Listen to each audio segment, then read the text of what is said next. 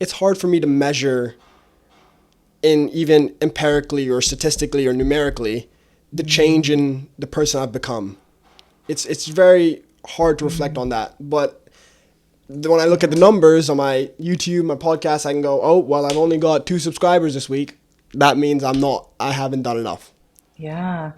Well, and I think too, you're kind of giving yourself, you're discrediting your being as a whole in a way when we think about that from like a linear perspective, which is it's a very masculine energy, a very masculine thing to I do, appreciate that. right? I'm kidding. Yeah, yeah. Well, and that's only half of what you are. There's also this deep sense of who am I on a soul level and my connectivity and how can I be creative? And it is hard to measure those things. It's almost impossible to measure, but you feel them. Like that's the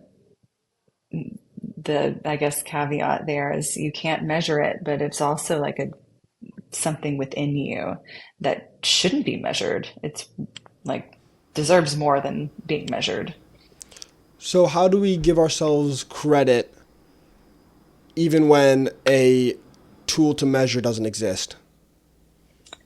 Well, I think, did you enjoy it? I love recording podcasts. Yeah, Yeah, beautiful. You enjoy it. Are you learning? I hope so. I believe so. Yeah, so you're growing. Is it changing you? Is it making you a better human, a kinder human, a more compassionate person? That I don't know. That's where like I struggle to. It's not that's not a no. It's just I struggle to answer that question because I don't know how I can answer that question because it's not like I have statistical data to back it up that I'm a kinder person or I'm a more compassionate person. It's tough to analyze that.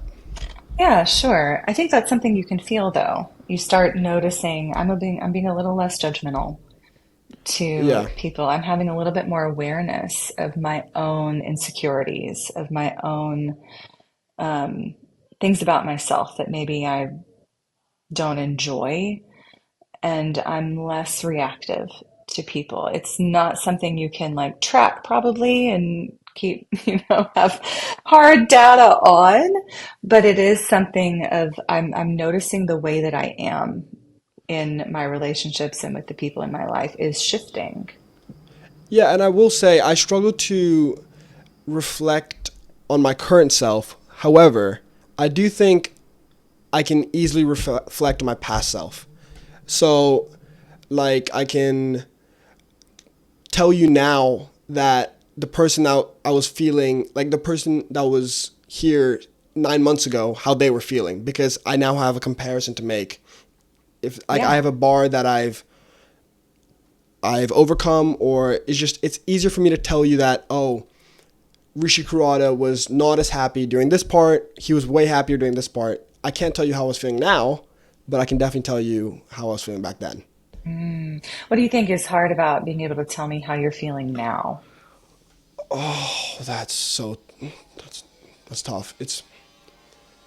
Maybe it's because I don't have a set bar that I'm always looking at, and my bar is changing constantly that I can compare my current self to the previous bar that I had a few months ago, and I can say, well, Rishi Kurata's happiness, like for example, let's say right now, I don't know how happy I am, but I can tell you that I'm happier than how I was a few months ago.